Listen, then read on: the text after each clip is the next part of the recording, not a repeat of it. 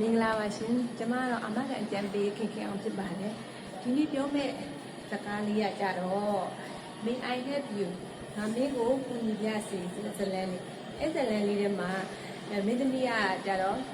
တဲရုံမြင်ရတယ်ပေါ့ပဲတဲရုံမြင်ရတယ်သူကအခမ်းအနားမှုစီစဉ်တဲ့ဒီပပနာအခမ်းအနားစီစဉ်တဲ့ဒီပေါ့အဲ့ဒီတဲ့ခါကြတော့သူ့အကူညီတောင်းတဲ့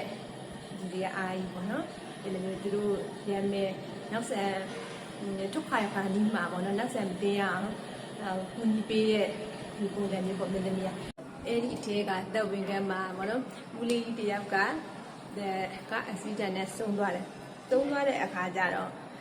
သူမင်းသမီးလေးနဲ့တွေ့သွားပါမင်းသမီးလေးကတရေတွေမြင်ရတယ်လေအဲ့မင်းသမီးနဲ့တွေ့သွားရောအဲ့ဒီချိန်မှာအဲ့ဒီဦးလေးကြီးမှာကသူကတဲ့အမကန်ထားတဲ့အသက်အမကန်ကြီးကိုသူ့ရဲ့သားပေါ့နော်သားကတော့ဟိုးငငယ်လေးကတပွဲသွားတာ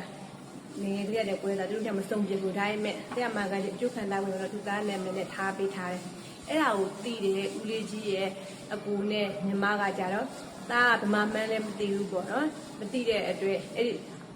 တဲ့အမကန်ရမယ်ပြိုကြီးတွေကိုငါတို့ဒီပဲထုတ်လိုက်ကြရအောင်ပေါ့သားကိုလည်းအကြောင်းကြားမနေနဲ့ပေါ့အဲ့ဒီယုံကြည်ရရလို့ရှိရင်တော့သမလာကြီးစီးတဲ့လေယုံငှားပြီးတော့သွားကြမယ်